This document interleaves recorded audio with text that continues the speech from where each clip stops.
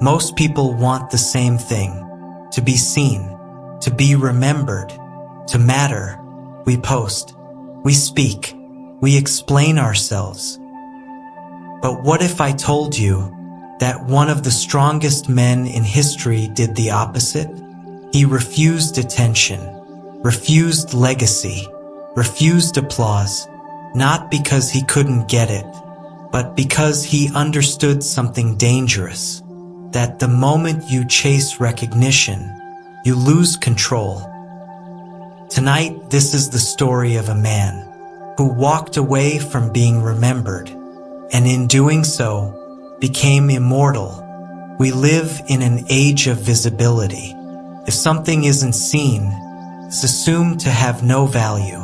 Silence is misunderstood. Privacy is suspicious. Restraint is mistaken for weakness.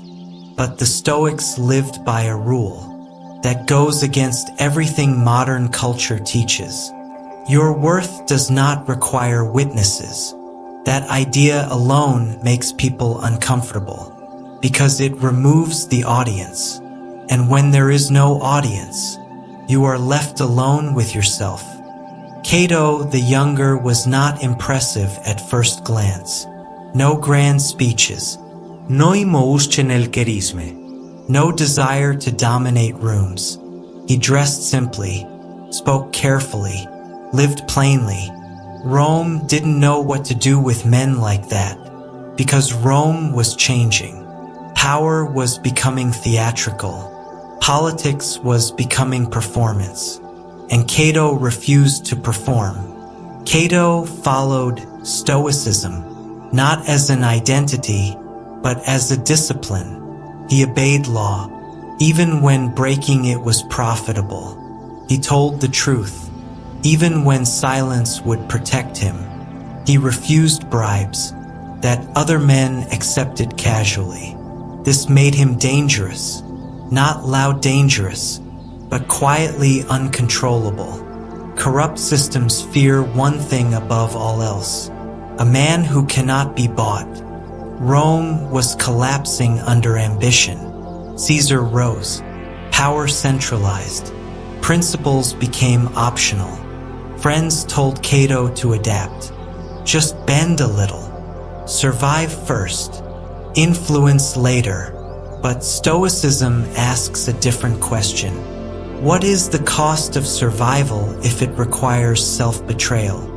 Cato understood that once you compromise your inner rule, you never get it back. Here's what most people miss about Stoicism. It is not meant to be admired. Marcus Aurelius himself warned, "Be content to appear insignificant." That sentence alone disqualifies most modern ambition. Cato lived that sentence. He did not seek followers. He did not write for praise. He did not shape his behavior for memory. He shaped it for alignment. When power was offered, Cato refused. Not dramatically, not publicly, quietly, and that confused everyone. Why reject influence? Because Stoics understood something subtle. External power always comes with conditions. Internal freedom does not. Epictetus later summarized this perfectly. No man is free who is not master of himself. Cato chose mastery over memory.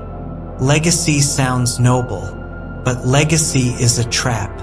Once you care about being remembered, you begin editing yourself. You soften truth. You delay decisions. You choose popularity over correctness. Stoics rejected this entirely. They believed, if your actions are right, history can decide whatever it wants. You do not negotiate with the future. Today, people measure worth in attention, likes, views, and validation. But attention is unstable. It disappears. It shifts. It demands constant feeding. Stoicism offers an alternative, a life that does not require applause. To feel complete, Ask yourself honestly, if no one noticed what you did today, would it still matter? That question separates discipline from performance. Cato did not chase immortality. He avoided it, and that is why his standards survived. Names fade, principles don't. Stoicism does not promise recognition. It promises sovereignty. You don't need to be remembered.